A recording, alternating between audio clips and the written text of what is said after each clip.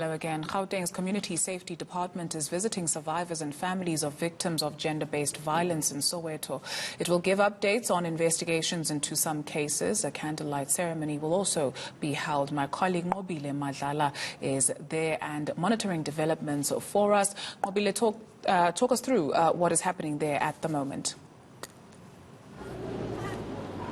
Well, we've been going from one place to another, visiting the families of survivors and victims of gender-based violence. I think one of the saddest things to see is that most of these victims are young people, but also the people that are the ones that are perpetrators. Out of the 8 cases that we have seen, there's been more young people that have been doing this. So it's very sad to see, and obviously very emotional time for the family, but also support from the from the safety department, helping a lot. As you can see behind me, there are a lot of people. They've been chanting, speaking, saying all that's good and just saying enough is enough. But joining me now is the HOD. So we just want to understand, how's it looking today? Today we're visiting 8 families of victims of gender-based violence, where young women were killed. Unfortunately, they were killed by young women as well. We're also visiting families of victims where young women were raped, but unfortunately again by young boys. So far, I think the families that we visited, we were able to give them and brief them on their cases and the progress of their cases. Some of the cases are going well in court, some are not going well, and we are being honest with the families.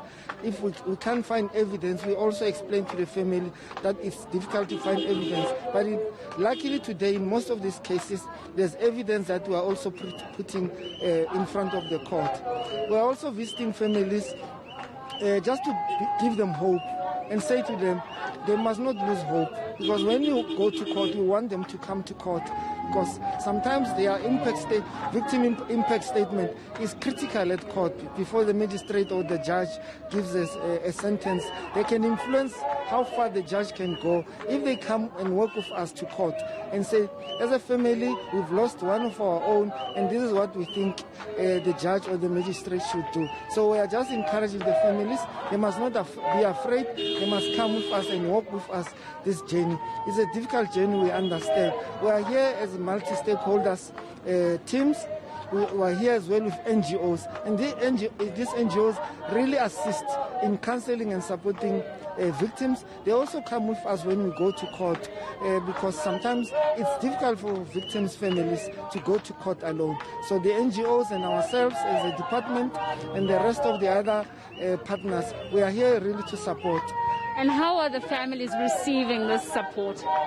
The families so far are really appreciative of the support because really we're giving them the actual details of what's happening with the case and how far the case is and when is the next court appearance, and where the victim, the perpetrator, is out of bail. We also assure the family that if they need support, if they think they are not safe, they must alert the police so that the police can give them extra support, either with patrols around the family and make sure that they are safe, even if the perpetrator is out on bail. We also explain the reasons why somebody would get bail if they see them outside in the street.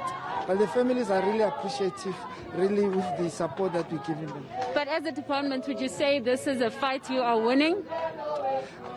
We can't lose hope as a society that we are not going to win this battle. We'll eventually win this battle. It's a difficult battle. But men in society, we are complicit. All of us as men, we are complicit. We must take responsibility because most of these cases were committed by young boys. Young boys who have committed all this horrendous crime. So as men, we are complicit. Whether we do something or we don't do something about it, it means as men, we must take responsibility and stand up and do something about it. Thank you very much, HOD. Thank you. Well, as you can hear there, the HOD just explaining that some of the families, obviously they are sad, but they are receiving some form of comfort from the department and some of the NGOs that have joined here, just also saying that there is some form of hope. It may look like it's a battle that is not won yet, but it's one that they are looking forward to winning in future. department starts with action. Thank you very much, Nqobile. Madlala out in Soweto for us.